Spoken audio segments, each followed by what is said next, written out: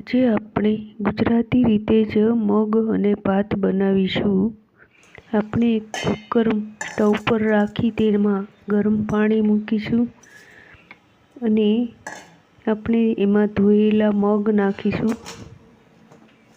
હવે કુકર બંધ કરી દઈશું અને ગરમ થવા દઈશું। પછી બંધ કરી 1 કલાક બાદ ખોલીશું તો તે આવા થઈ ગયા હશે। હવે તેમાં કાંઠો રાખી તેના પર ભાત મૂકીશું। એમાં લીંબુનો રસ, મીઠું અને થોડું ઘી નાખીશું। હલાવીને બંધ કરીને મૂકી દઈશું। હવે તે 3 વિસલ બાદ આપણે જોઈએ તો ભાત એકદમ સફેદ, છૂટા અને સરસ થશે।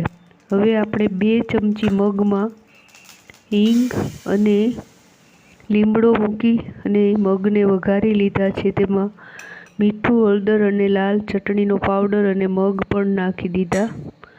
થોડી કોથમીર નાખી। હવે આપણે તેને સર્વ કરીશું।